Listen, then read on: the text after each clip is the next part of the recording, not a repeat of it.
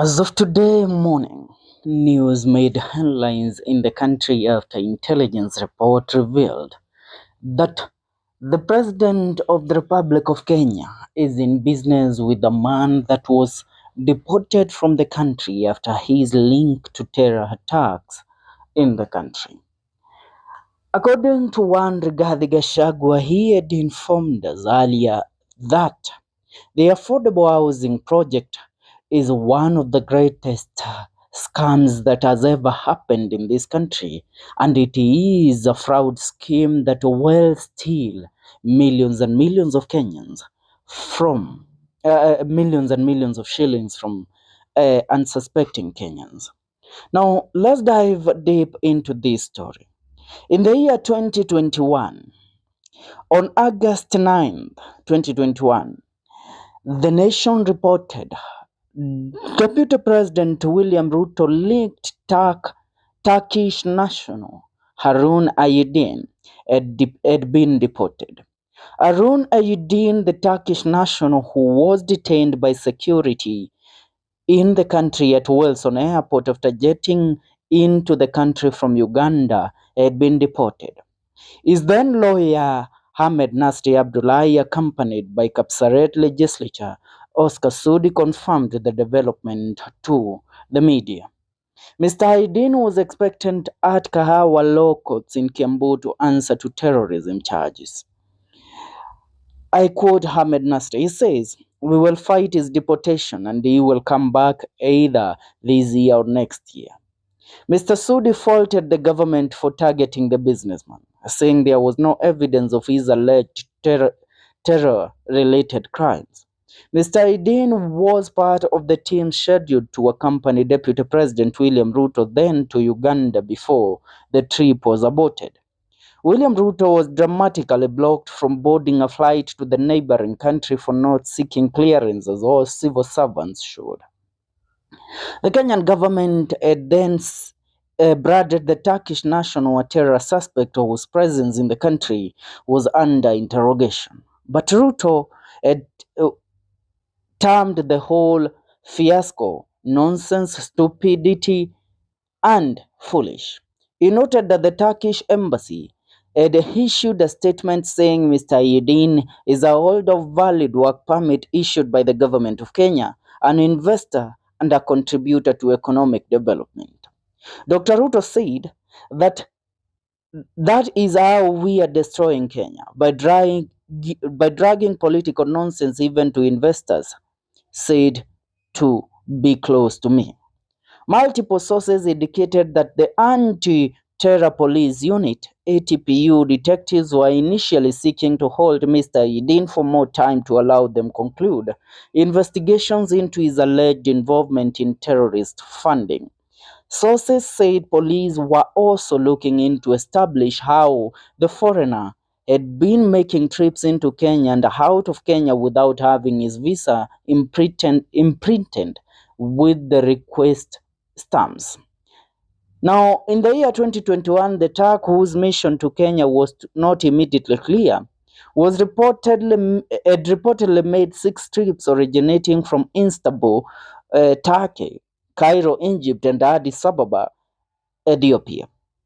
The Turkish embassy official in Nairobi in 2021 maintained that Mr. Aydin had no criminal record back at home and that he, as in the past, traveled to Nairobi on many occasions as an investor. Now, as of today, being on the 12th of February 2025, the Star newspaper, together with the Business Daily, they have reported Deported RUTO ally wins affordable housing deal. A company linked to the controversial Turkish businessman close to President William Ruto has won a multi-billion shilling deal to build affordable houses, making him one of the top beneficiaries of the state housing scheme.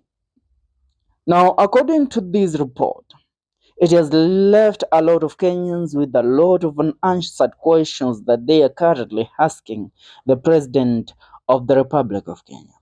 How could it be that a man that is linked to terror attacks has won a multi-billion deal in one of the most crucial projects that are run by the Kenya Kwanza government.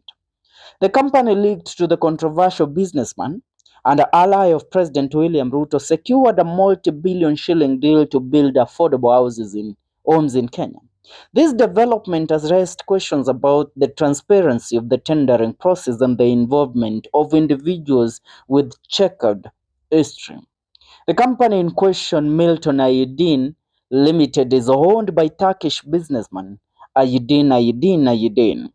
Aydin, who was deported from Kenya in 2021, has resurfaced in the country with his firm winning a significant contract to construct 100,000 affordable homes under the state housing scheme. Official company ownership records indicate that Aydin is the sole shareholder of Milton Aydin Limited, which was registered in March 2023. Aydin's political connection with President William Ruto has been a point of contention, with critics questioning the fairness and transparency of the tendering process. The involvement of a deported individual in a major government project has further fueled concerns about the integrity of the procurement process. The government has defended the decision, stating that public procurement should be guided by law and that the joint venture was selected based on merit. However, the controversy surrounding Aydin's past and his political ties continues to overshadow the project. The awarding of the affordable housing deal to Milton Aydin Limited underscores the need for greater transparency and accountability in public procurement. As the project moves forward, the focus remains on ensuring that the process adheres to legal standards and serves the best interest of the Kenyan people. Now, the question is, and I will ask this question several times, how legit is the affordable housing scheme?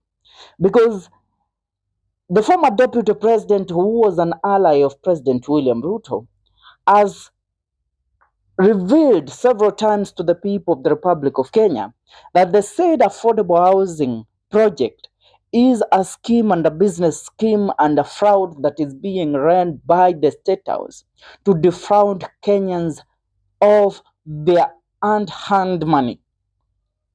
Are we together? But the president has defended this project with everything that he has. Remember, yesterday it was revealed to us by one member of parliament of Gedogori, Gadoni wa Mushomba, that in the affordable housing project finance bill year 2023, an amount of 41 billion Kenyan shillings disappeared without trace, and the money cannot be accounted for. And as of right now, the government of Kenya, which had promised that over 200,000 affordable housing units were to be built, now the number has dropped. Only a few units have been completed as of right now. Now the question is, how can we trust this project of President William Ruto? A lot of Kenyans have had questions to ask, and diverging into what they are saying on X, I will read this. And should I remind you that the Turkish national, Harun Aydin, is rumored to be one of the major financiers of President William Ruto during his campaign back in the 2021, 2020, and 2022 general election, where the government of President Uhuru Kenyatta realized that this man had ties to certain individuals that couldn't be good for this country, and they went ahead to arrest him and deport him out of the country. Now, let's read a few comments on what Kenyans are saying. After the post by one Cyprian Nyakondi that deported Ruto ally wins affordable housing deal, the Kenyan lens says this is a clear example of how power and influence override integrity in Kenya. A man once deported over suspected terrorism financing is now securing major government contracts worth billions. What does that say about our leadership? While ordinary Kenyans struggle, questionable figures with political ties continue to benefit. Transparency and accountability are a joke to this country. Edwin Hinde says deported and wins a contract in Kenya again. Juma CJ says we should be sober enough to avoid dealing with dubious characters in public contracts. Strategist says, or intel provider says, everyone in Rutos circle is a crook. Kairetu Kamwagi says, Guy, Aki Kenya, Aki only in Kenya. Ian Irongo says, too sad for us. Kelvin says, sasa hapa zile mashamba zinaenda kupotea ni Mungu tu. Going back to this article by the Business Daily, what are Kenyans saying about it? I want to read just a few. The one Daniel Muguima says, make the God of the saints in Kenya remember us and save this nation. Charles Wahome Ngatia says, kwani this Kasongo fool thinks he has the title deed of this country. Abui Magetonga says human beings forget very fast, but let Doc of Kenya try to flashback. I mean the Doc, I don't even understand what this guy is saying. Now the question is, how can we trust this housing project? How legit is it? Does it serve the purpose of the people of this great republic of ours we call Kenya?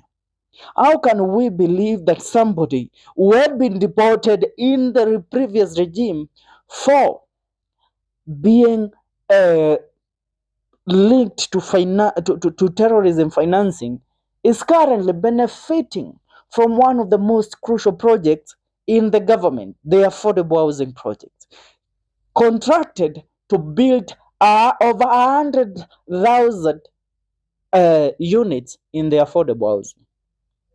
Leave your comment on the comment section. See you in our next video. Remember, this is the Kenyan Daily Report. What is your take in regards to this?